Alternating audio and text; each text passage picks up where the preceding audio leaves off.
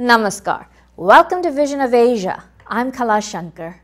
Last week we observed the birthday of Mahatma Gandhi, who's also addressed as Father of the Nation. This year marks the 150th birth anniversary of Mahatma Gandhi. So many special events were organized. We remember him by his message of non-violence, peace, and harmony. In today's Vision of Asia, Voice of the Community, as we catch up with some of the important stories from the past week, here are a few stories in this edition. A curtain raiser of the Mahatma Gandhi Museum in India. A global citizenship forum organized event, Unsustainable Goal, Beyond Gender Equality at the United Nations. The New India Lecture Series at the Indian Consulate with Cisco CEO Emeritus Johan Chambers. Hindi professor from Columbia University, Alison Bush, honored by Indian Foreign Minister Sushma Swaraj. A keynote address by Senator Kamala Harris at Pratham Gala. And much more from our community. Before we begin, let us take a short break to appreciate our sponsors. We'll be right back after these messages.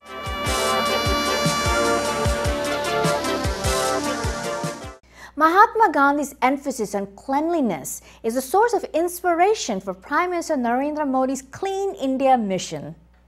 Many celebrities have joined hands with the common man in India. Toilets have been built on a massive scale to help people relieve at the right place. Prime Minister Narendra Modi's initiative of a Solar Alliance and Leadership for a Clean India has impressed the United Nations. He was given the Champion of the Earth Award. Here we have glimpses of another event from India related to a curtain raiser of Mahatma Gandhi Museum in India.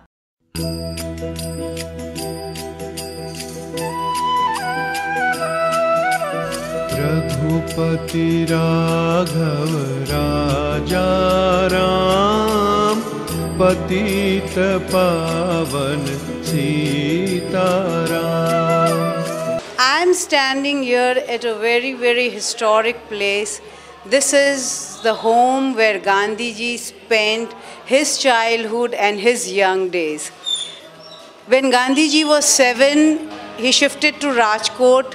His father Karamchand Gandhi, from whose name this house is known as Kabba Gandhi Ka Dela in Rajkot. The entire family from Porbandar shifted to this particular house when Gandhiji was 7 years old. We have a hand pump, as you can see. This was a well here, which now they have put a hand pumps, so that people can drink the same water coming from the well from which Gandhiji and their entire family used to drink water. This is the house. This is around 10-room house where Gandhiji spent his childhood and his married life. As we go inside the house, I'm going to show you the room wherein Gandhiji vowed before leaving, for his further studies abroad. Now this entire house where the family lived, they had to sell off this house due to monetary reasons, but it was Debar by the then Chief Minister who bought this house and converted it into the Gandhi Smruti. What you see here, the doors and the other things, even the roof at some of the places is the same what was there when Gandhiji used to live here. Nothing has changed except the entire house is now converted into a kind of exhibition so that people really can understand and, according to the date-wise, they can know, what were the incidents which took place in Gandhiji's life. Here, what we see again, this is the school where he studied in Rajkot, and this is the certificate from the Kathiawad High School. Okay. Now, if we look at this date, it was in 1882, Gandhiji married to Kasturba at the age of 13 years.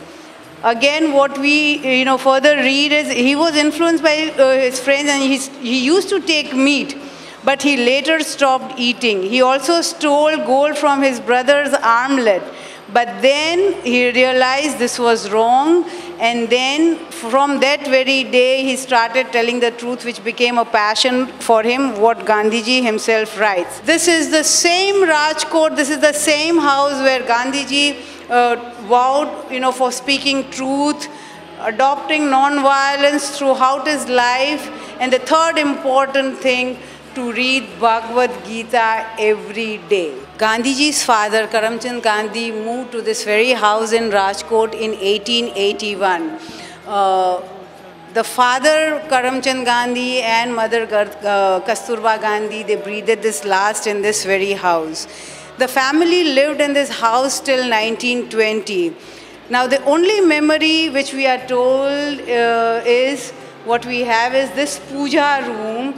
What you see, the cloth and the other puja material, the family, when the family left in 1922, according to the tradition, before a family leaves a particular house, they leave at least something for the memory. So this is the same memory. What we are told is that the Mahatma Gandhi's family left before leaving this house in 1920. Raghupati Raghav राजा राम पतित पावन सीताराम रघुपति राघव राजा राम पतित पावन सीताराम वैष्णव जन तो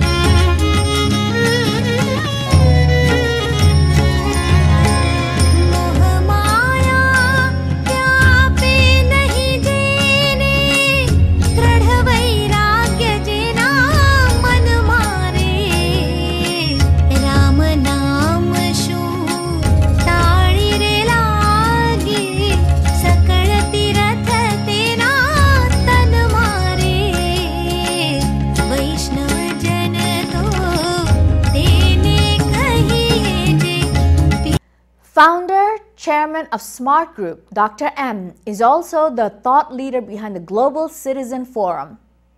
The Global Citizen Forum is passionately working for the empowerment of women. An event was organized at the United Nations last Saturday by GCF in partnership with FICCA, FLO, API, and other organizations. Dr. Sudhir Parekh, chairman of ITV Gold and Parekh Worldwide Media, also supported this event. Here's a report by Ashok Vyas. This institution is the best multinational and multilateral platform ever conceived by human. However, there is a lot of rooms for improvement, and that is why we need women in leadership positions. Wishing you the best elaboration and future collaboration today and forevermore. Thank you very much for being here.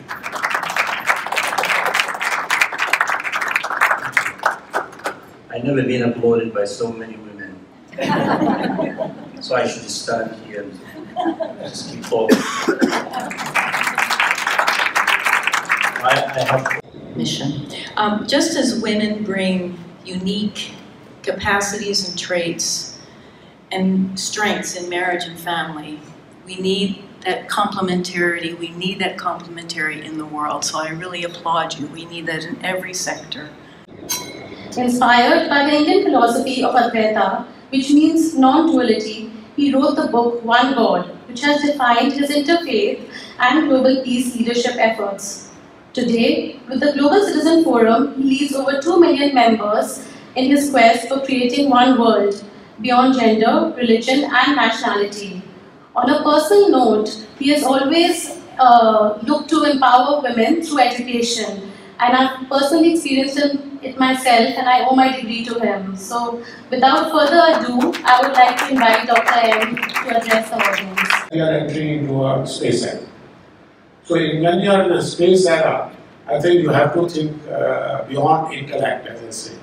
So, most of the laws which are today, either it's national laws, the constitutions of the countries, and most of the politicians go behind the constitution.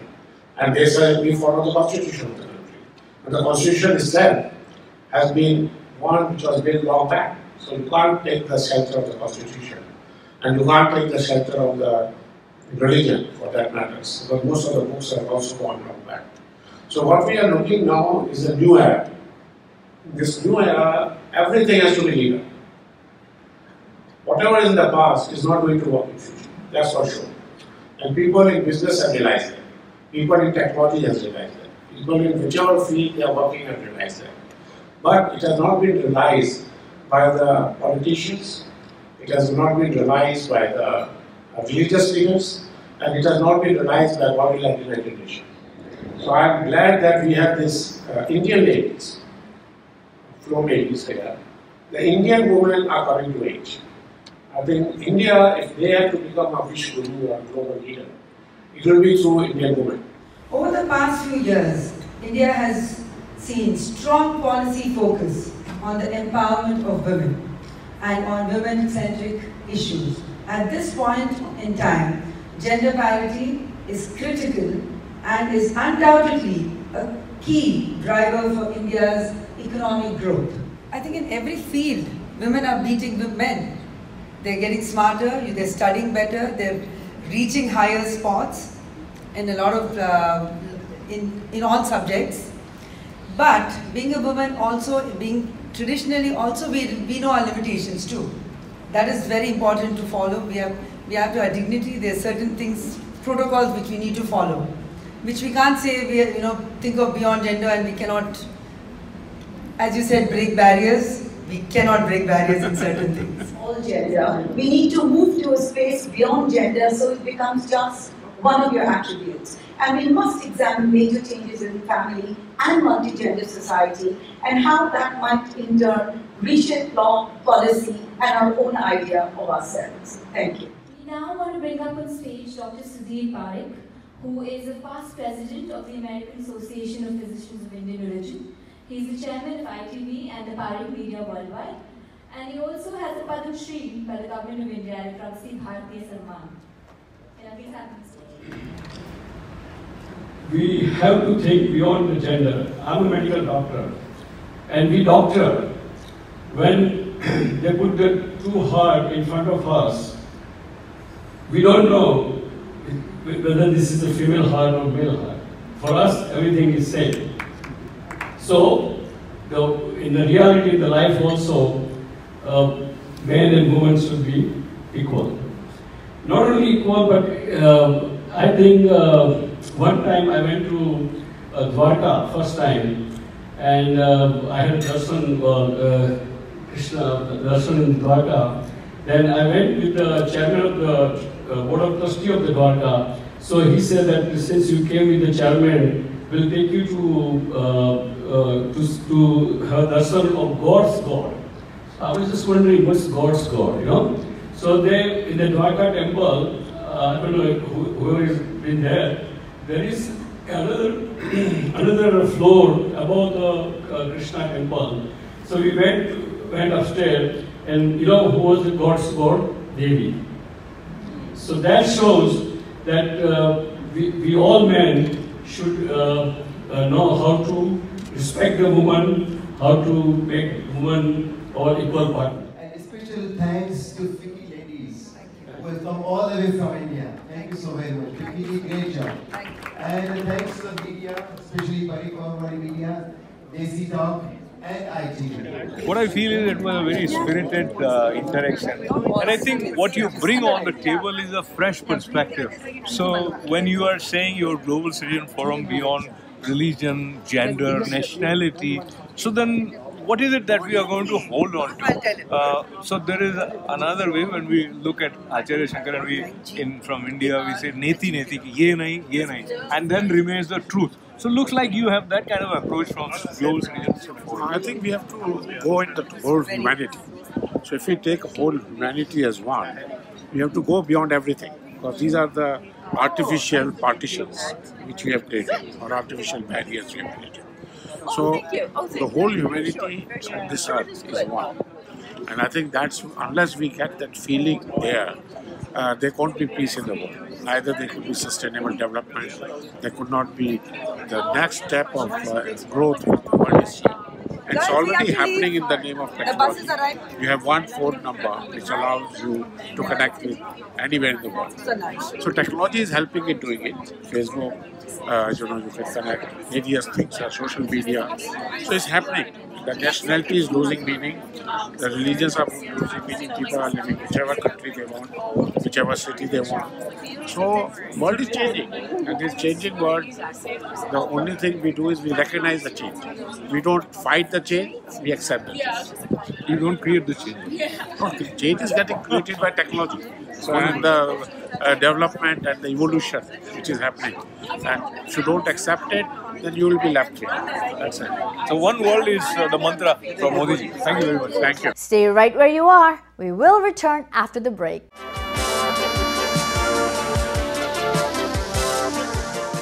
The new India lecture series at the Indian Consulate on September 26th featured John T. Chambers, founder and CEO of JC2 Ventures, Chairman Emeritus Cisco.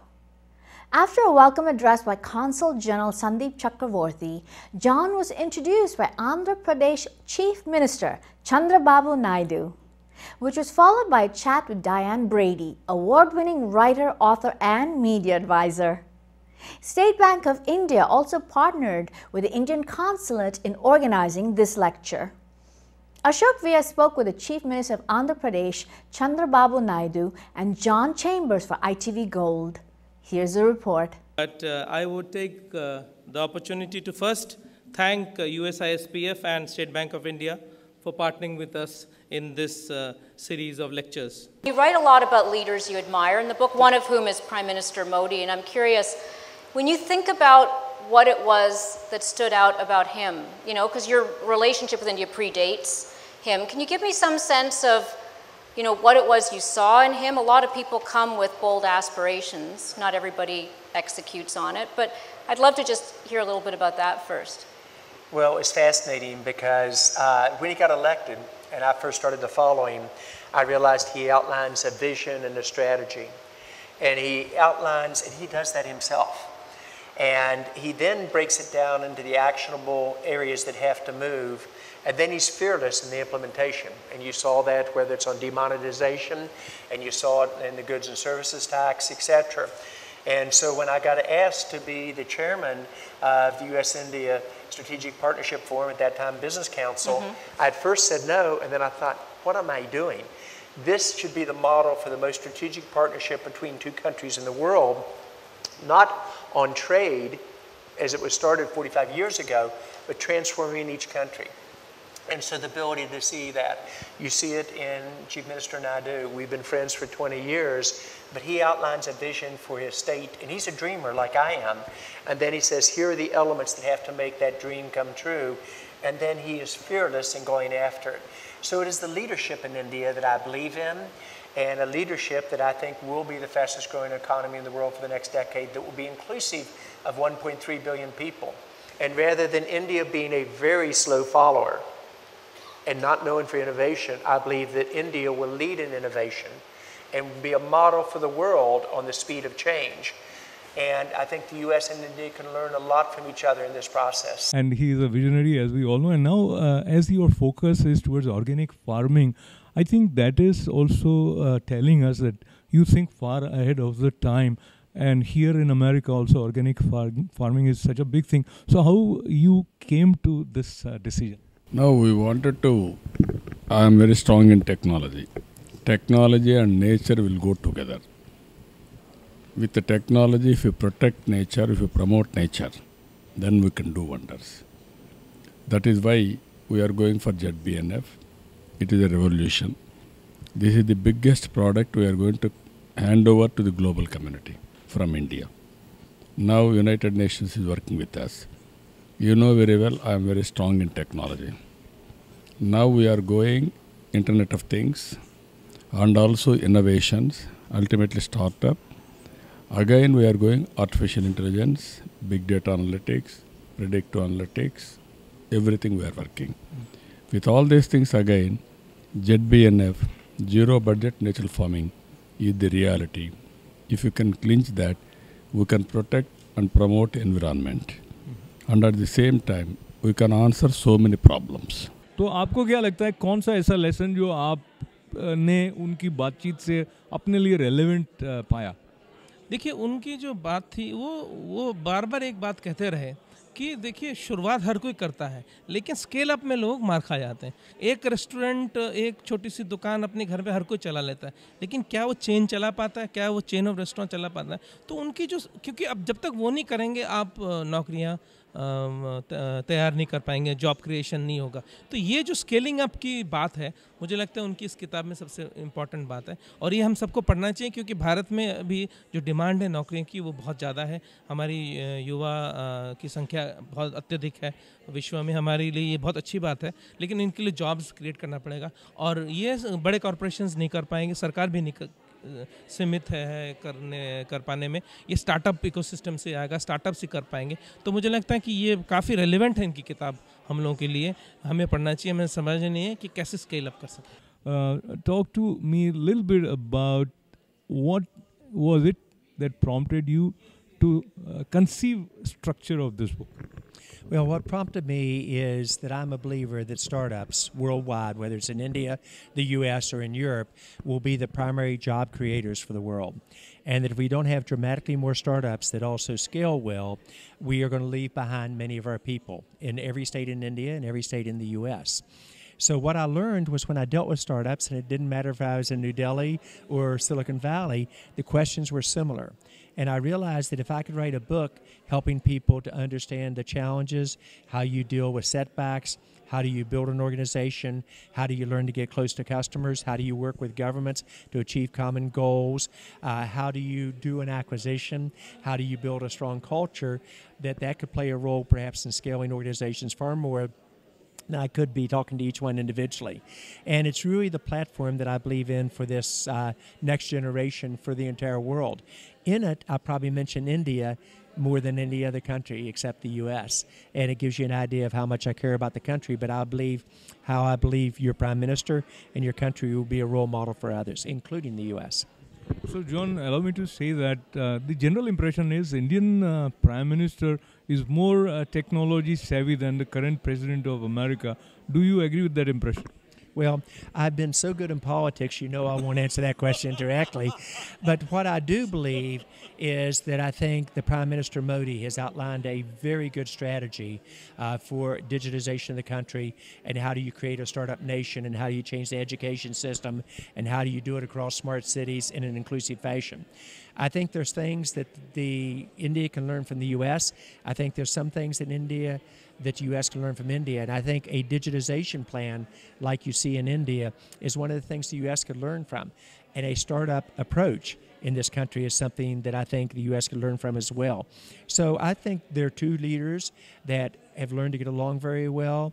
And if you watch, and I watched them in their relationships and their balance, they're focused on the common win-win approaches, not the differences. The Asian Indian Chamber of Commerce organized a multi-chamber networking event in New Jersey on September 26th. The 6th Annual Immigration Entrepreneur Awards were also given by AICC at this event, which was hosted at Ember Restaurant in South Brunswick, New Jersey. Here are some highlights. This organization of multiple chambers, ethnic business chambers, is all about promoting the importance of immigrants and immigrant entrepreneurs. And a positive impact on the state. Immigrant Entrepreneur of the Year for 2018, Kamala.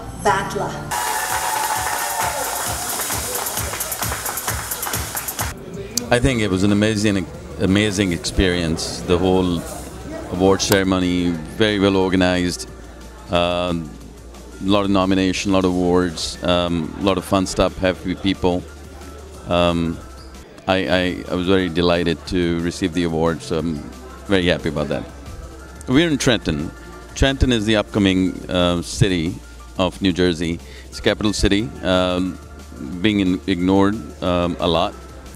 But recently there are a lot of development going on, from local government to, you know, the city of Trenton, and I'm happy to be part of city of Trenton.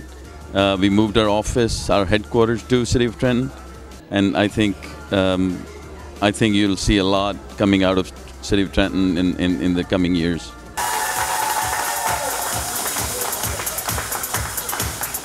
I just feel so great, as I mentioned, like in the beginning it's only struggle and more struggle. So I just feel that this is like an encouragement. It's by no means it's a thing saying, okay, you've done whatever you had to, but it's just saying now more eyes are on you and you have to just keep going and you just can't stop. People say, why this change from corporate world to entrepreneurial? They forget that it's just a different world, but you still carry the values and the things that you learned. There is a certain corporate style which helps you succeed, and that's what you put into the business, and you know, you just... He came back to India and worked as a production manager in an engineering company. Thereafter, in 1977, he started his own manufacturing unit. In 1984, he founded the Leather Goods Manufacturing Division in coalition with an American company.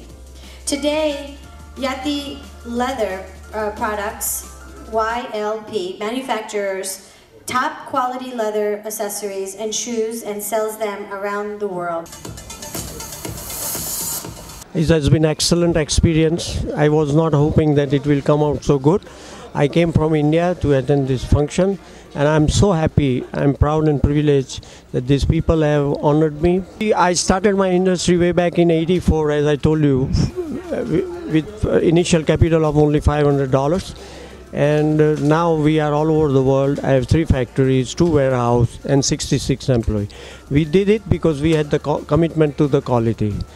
Consistently we delivered fine quality leather goods at down-to-earth prices. I want to thank all the awardees tonight as we actually hosted the Immigrant Entrepreneur event here at Ember in South Brunswick at our monthly networking night. And next month we're going to be meeting on the 4th Wednesday of each month is when we actually meet for our networking. So I want everybody to please come out.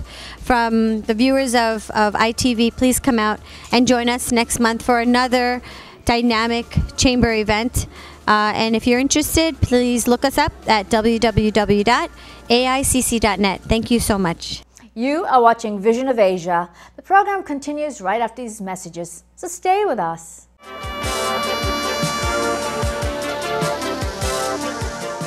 Pratham organization hosted its annual gala at Cipriani on Wall Street on September 28th. Senator Kamala Harris was the keynote speaker. The CEO of Pratham Education Foundation, Rukmini Banerjee, shared details about Pratham's work with the audience. Here's a report. The main program that Pratham has is to teach children to learn to read and write. And this program is called Read India. Now it's going to morph into a slightly different program. We call it Hamara Gaon. In this, the entire village is mobilized to take responsibility of children's education, starting with basic reading, writing, arithmetic, and then working upwards to learn more things and so on. So that is the main thrust of Pratham's programs. Like I said, we work directly with children, teaching them or helping them to learn, and we work indirectly with children by working with government, training teachers, and so on. As you would all notice, it's one of the most prestigious events organized here for the Indian community. Almost 550 guests come together, all supporters of Pratham, aggressively supporting Pratham here, supporting the way their program runs to help almost 50 million children since its inception. The reason I am a board member in this organization, and I think the main reason that I have continued to support Pratham, is because of its absolute effective results in changing and making an impact in the education world in India. At the grassroots level, there is no organization that works like Pratham. Now, today, we are 16 chapters all across America, and every chapter is doing a great job raising money so that we can help the underprivileged children in India not only to learn, to read, do math, to write, but also they are helping women that dropped out of school. They're giving them a second chance to finish their education. They're helping young professionals learn vocational training skills so that they can have a job.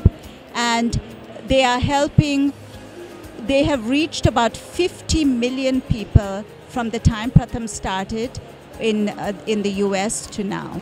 Indeed, a very happy occasion, this Pratham Gala and fundraiser. As we all know, Pratham is doing tremendous work in the education sector in India for the last several years. And this has become a very nice method of connecting the Indian diaspora in the United States, particularly in the Northeast, New York, New Jersey area, with very worthy causes in India.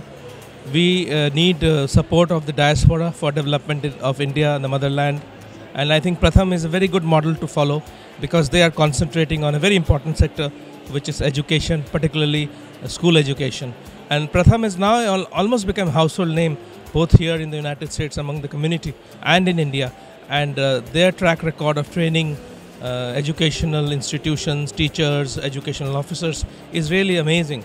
And I think it is a worthy cause, and I'm very proud and delighted to associate my consulate in supporting Pratham. I wish Pratham all the best. And my mother arrived at UC Berkeley when she was 19 years of age from India, because when she was going to school and she decided she wanted to study science, she said to her father, my grandfather, I want to go to one of the best places in the world that actually teaches science. She was an endocrinologist. And so she looked at my grandfather and said, I want to go to Berkeley, California. I will tell you that one of the things that he definitely taught me is that freedom and democracy are not given to us.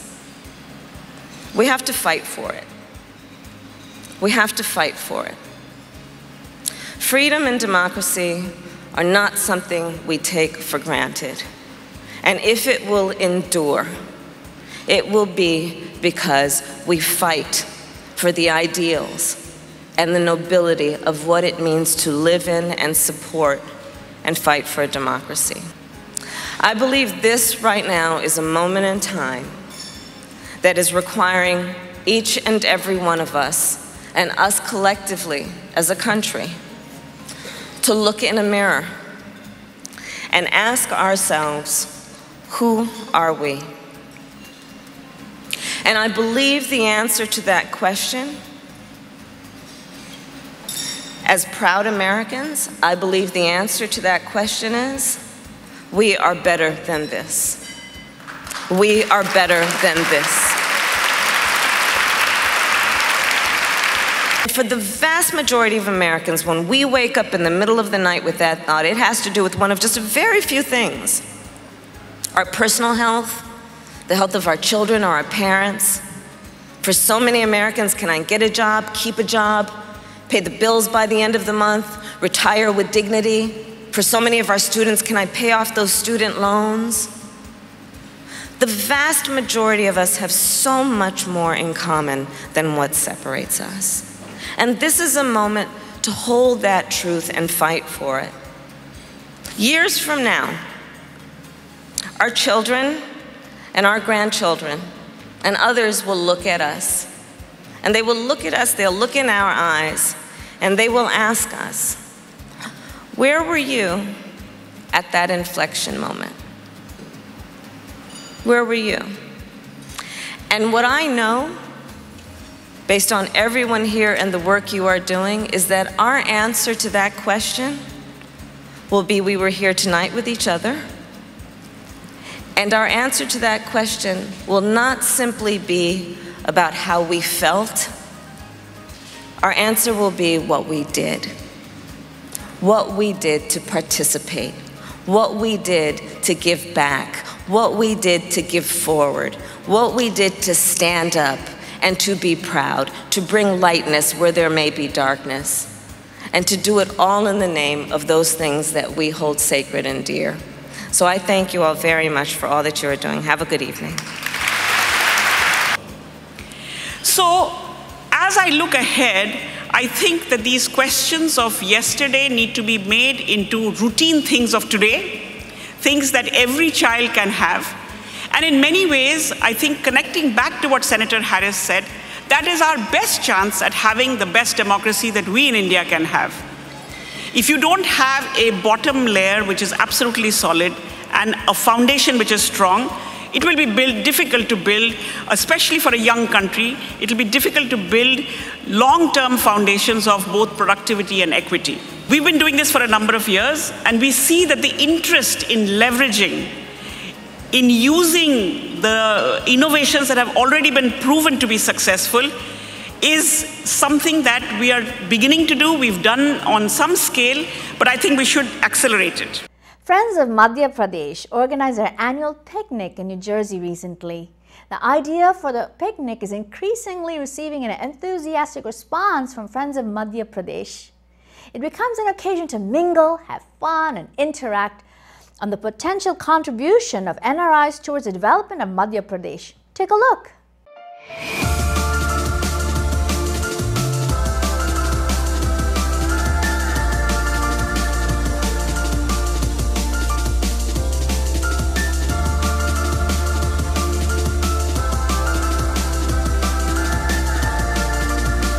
यहाँ हमारी Madhya Pradesh MP friends of MP New York New Jersey की picnic चल रही है। ये हमारा चौथा वर्ष है पिकनिक के लिए और यहाँ पर करीब 300 से ज़्यादा फैमिलीज़ इकट्ठी होती हैं। जैसा कि आप देख रहे हैं यहाँ पे काफ़ी कुछ हम लोग धमाल कर रहे हैं। मेहंदी है, बच्चों के लिए एंटरटेनर है, ट्रेजर हंट रखा गया है। इस बार की पिकनिक का हमारा जो मेन अट्रैक्शन है वो कहना चाहिए जो गेम है वो ट्रेजर हंट है और हम सब लोग इसकी तैयारी काफ़ी महीनों से शुरू कर देते हैं। लगभग अगर हम सितंबर में पिकनिक रख रहे हैं तो हम लोग दिसंबर और जनवरी से इसकी तैयारी शुरू कर देते हैं और जो भी इस पिकनिक में आता है वो पूरा मज़ा करके जाता है। इस साल हमारी पिकनिक आज के दिन हो रही है। मौसम हमारा बहुत अच्छा साथ दे रहा है। खाने में हम लोगों ने पूरा दाल बाफले चूरमा का मेन्यू रखा गया है और गराड़ू जो कि हमारी बहुत स्पेशलिटी है यहाँ पे, जो सब लोग पूरे साल इस गराड़ू को खाने के लिए उत्सुक रहते हैं, वो आज यहाँ आके पूरे मन से गराड़ू पोहे जलेबी सब एंजॉय कर रहे हैं।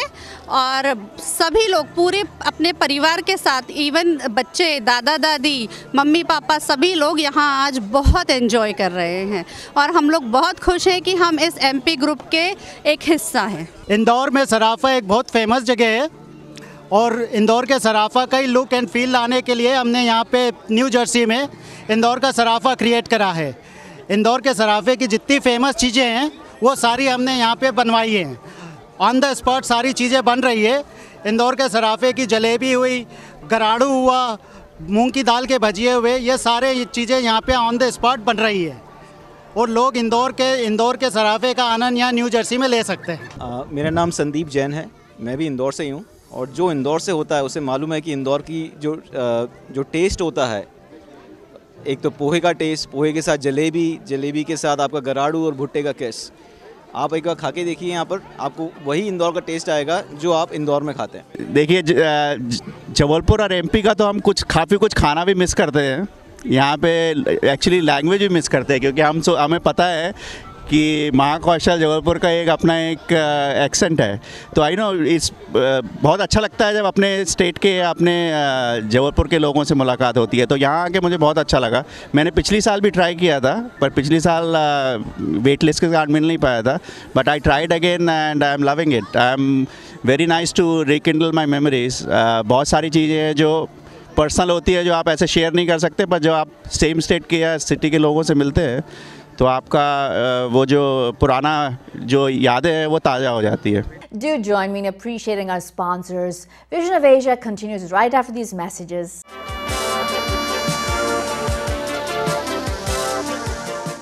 The Miss India New Jersey 2018 pageant was organized at New Jersey's Royal Albert Palace recently. Here is a part of ITV Gold's report on that event.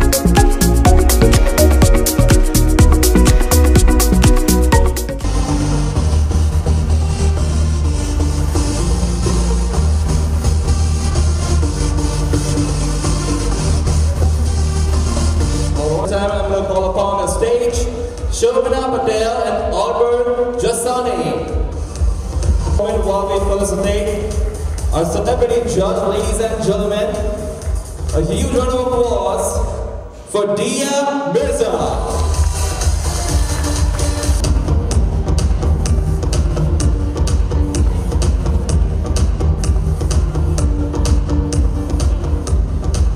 Alright, at this time, one more time, Padma Shri Sudhir Parekh.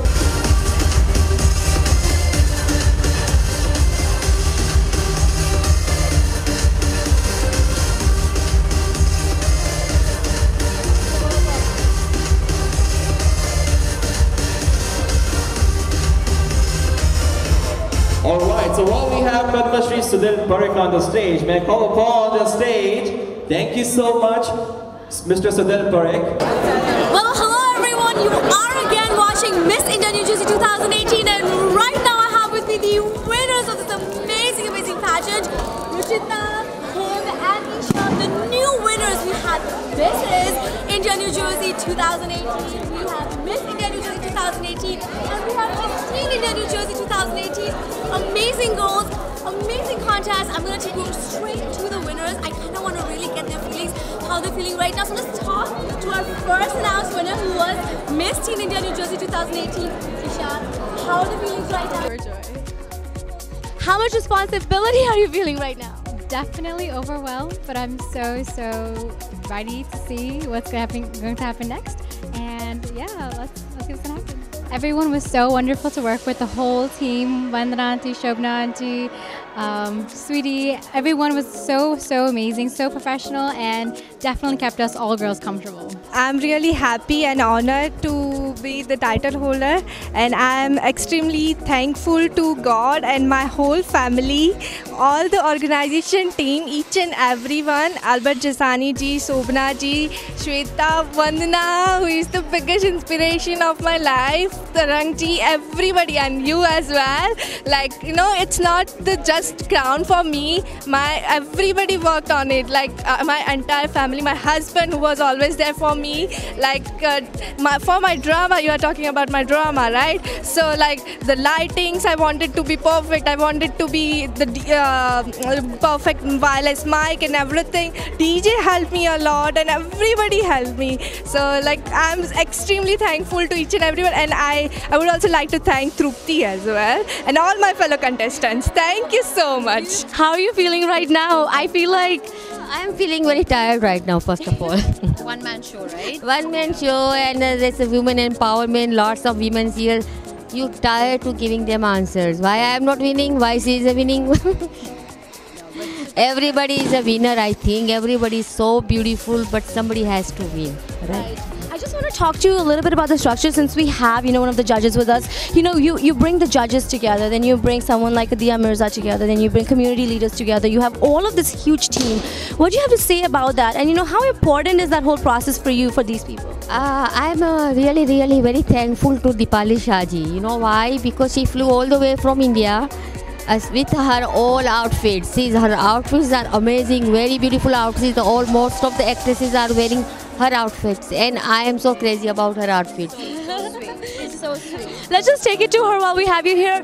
How was this experience, being a judge, also sponsoring the clothes, literally, maintaining that beauty of the contest while also promoting what it really means as a judge? Tell us about your experience and how are you feeling right now? So I think it was a beautiful experience. And what I love is Shobna ji's, she always stands up for a cause. And for her, empowering women is so important. So when she told me about it, and I love the way she stands up for her cause, and she has so much enthusiasm, so I was in. That's just it. And it was lovely being here. I saw all the girls, they're competing, but yet they were together. They were encouraging each other, cheering each other, and that's more important, right? So it was very lovely. All lovely girls, pretty girls, talented and powerful women, all out there to get their goals in place. That is all the time we have for today's Vision of Asia, a voice of the community.